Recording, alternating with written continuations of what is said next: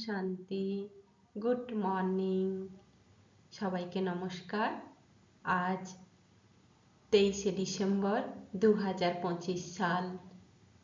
আজকে আমাদের ঈশ্বর পরম গুরু মনোবিদ হয়ে এসেছেন।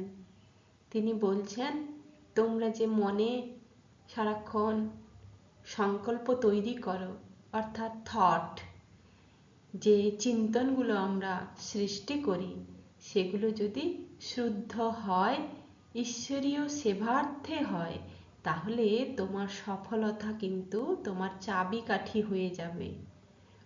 আমরা একটুতেই মনের ভিতরে অনেক অশুদ্ধ, ব্যর্থ চিন্তন শুরু করি, তাই না? যখন একটুখানি অসুবিধার সৃষ্টি হয়, অনেক কিছু মন ভাবতে থাকে, সেগুলো কিন্তু সব ওয়েস্ট থট। তাহলে কি ধরনের চিন্তন আমাদের মনকে দেওয়া উচিত, মনে চালানো উচিত? সেটা হচ্ছে শুভ, অর্থাৎ শুদ্ধ সংকল্প। যেই সংকল্পে কোনো নিজের উপরেও প্রভাব পড়বে না, পরিবেশের উপরেও কোনো প্রভাব পড়বে না। আজকে আমাদের ঈশ্বর একটি বরদানও দিয়েছেন, বিষ্ণুর সমান বরদান হতে দিয়েছেন। বলছেন, বিকার রূপী সাপগুলোকে শয্যা বানিয়ে বিষ্ণুর সমান সদা বিজয়ী এবং নিশ্চিন্ত ভব। তাহলে ভাবুন তো, আমাদেরকে ভগবান বিষ্ণুর সমান বানিয়ে দিচ্ছেন, নিশ্চিন্ত থাকার এই বরদান আশীর্বাদ দিচ্ছেন। আমরা কি তা নিচ্ছি? চলুন আজকে একটু এই বিষয়ে আলোচনা করি। সংকল্প মনের ভেতরে তৈরি হওয়া একটা চিন্তন, বিচার যাকে বলা যেতে পারে। আমাদের শুভ বিচার হয়, অশুভ বিচারও অনেক উৎপন্ন হয়, অর্থাৎ পজিটিভ, নেগেটিভ। নেগেটিভ বিচারগুলোকে আমরা বেশি করে গ্রহণ করে ফেলি, কারণ আমরা তার উপরে অভ্যস্ত। তার ফলে আমরা চিন্তাগ্রস্ত হই, তার ফলে আমাদের জীবনে অনেক সমস্যাও আসতে থাকে। তাই কাউকে বলতে শুনবেন, আমি যা ভাবছিলাম তাই ঘটে গেল। তাহলে ভাবনাটা যদি আমরা পরিবর্তন করি, আমরা যদি সব সময় পজিটিভ ভাবি, তাহলে পজিটিভ ঘটবে। তাহলে আমরা বলতে পারবো যে আমি ভালো ভেবেছিলাম বলেই ভালো হয়েছে, ভালোর সাথে ভালোই তো হয়। তাই বলছেন যে তোমার মনকে তুমি ডাস্টবিন বানিও না, সেখানে সেই বিচারগুলোর উৎপত্তি ঘটাও যেগুলি ঈশ্বরীয় সেবা হিসাবে কাজে লাগে, অর্থাৎ ক্ষুদ্র স্বার্থ নয়, বৃহৎ স্বার্থে নিজের মনকে তৈরি করো। নিজের অহংকার ত্যাগ করে পরমার্থের সন্তুষ্টি, জগতের মঙ্গলের জন্য নিয়োজিত যে সকল কাজকর্ম, যে সকল বিচার ভাবনা, সেই ভাবনাগুলোকে মনে স্থান দাও।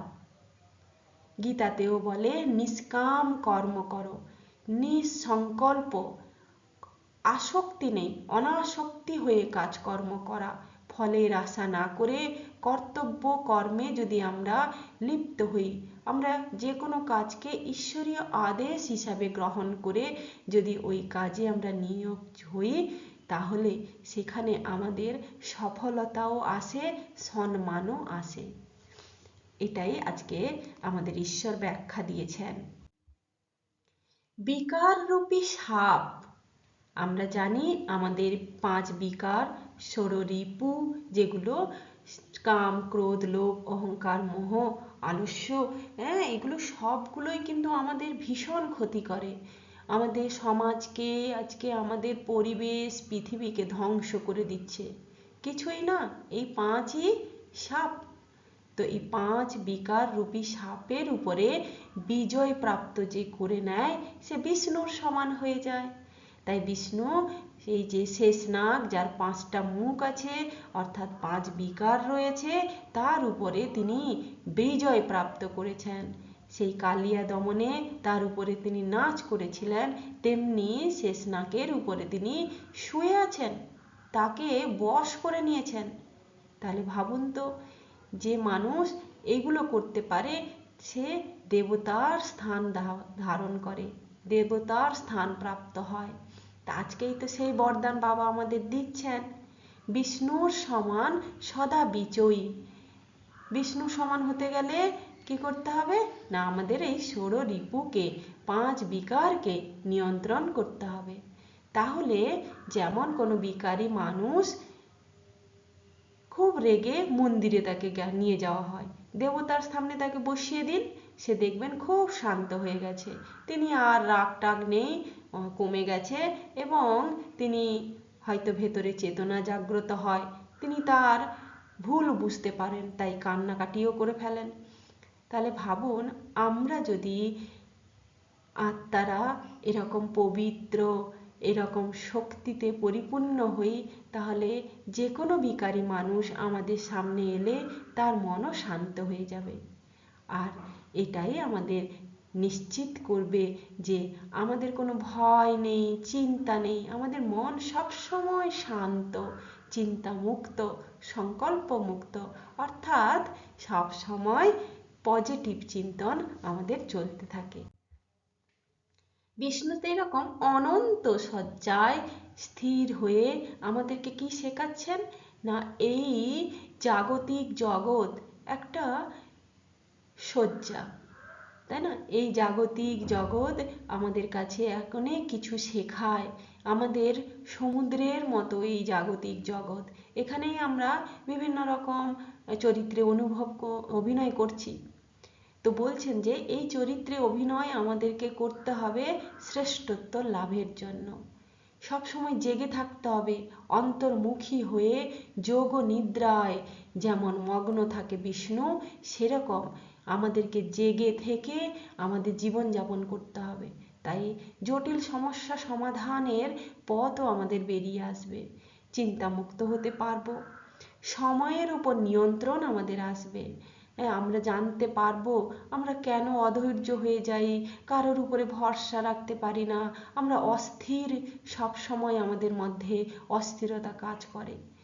এই যে সময় চক্র কেন আজকে এত পরিবর্তনশীল, এই একটা মহা পরিবর্তনের সময় চলছে, এই মহা পরিবর্তনে নিজেকে লিপ্ত করে, অর্থাৎ কেন মহা পরিবর্তন হচ্ছে, আজকে যুগ কেন এত কালো হয়ে গেছে, পরে কিন্তু আলোর যুগ আসছে, অর্থাৎ সত্য যুগ।